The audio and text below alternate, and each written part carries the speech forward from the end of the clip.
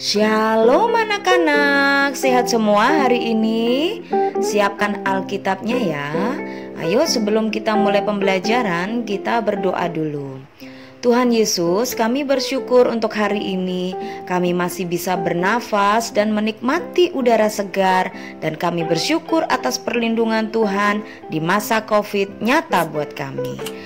Kami mau belajar, penyertaan Roh Kudus-Mu memimpin kami dari awal sampai akhir pembelajaran ini. Dalam nama Yesus kami bersyukur. Amin. Anak-anak, kita baca sama-sama Alkitab dalam Kejadian 1 ayat 11. Berfirmanlah Tuhan, hendaklah tanah menumbuhkan tunas-tunas muda, tumbuh-tumbuhan yang berbiji, segala jenis pohon buah-buahan yang menghasilkan buah yang berbiji, supaya ada tumbuh-tumbuhan di bumi, dan jadilah demikian. Pelajaran agama Kristen hari ini sampai di pembelajaran 6 mengenai Allah menciptakan keragaman flora. Flora artinya adalah dunia tumbuh-tumbuhan. Tuhan menciptakan tumbuh-tumbuhan baik yang hidup di darat maupun di air pada hari ketiga. Untuk hidup manusia pertama, Tuhan menciptakan Taman Eden yang di dalamnya tumbuh berbagai macam tumbuhan, pohon, buah, dan bunga. Taman Eden disebut juga Taman Firdaus, yang artinya taman keindahan. Tuhan memberi tugas kepada Adam dan Hawa untuk memelihara dan mengusahakan taman tersebut.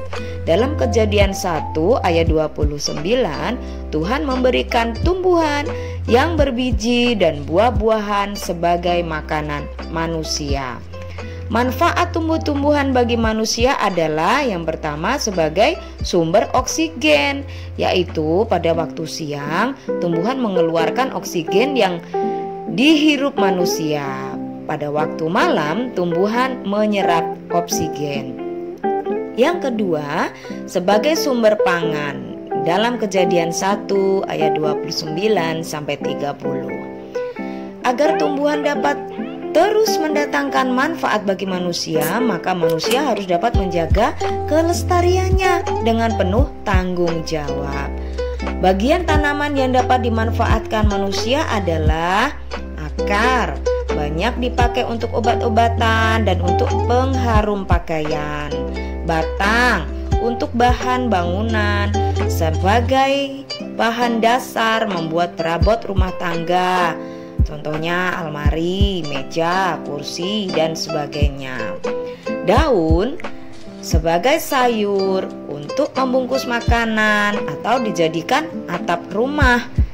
Kemudian bunga sebagai hiasan atau dekorasi.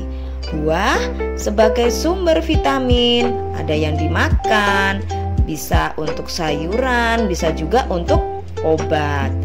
Tumbuhan juga sebagai hiasan alam sehingga pemandangan menjadi indah dan asri. Dan sisa tumbuhan yang membusuk juga berguna untuk menyuburkan tanah.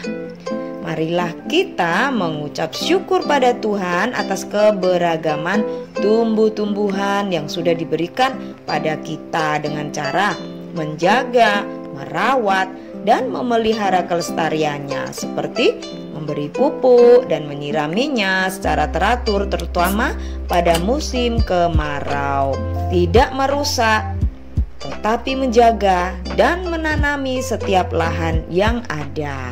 Nah, anak-anak, dapatkah kalian menyebutkan tumbuh-tumbuhan yang ada di sekitarmu? Dan apakah kalian tahu manfaatnya? Oke, sampai di sini dulu.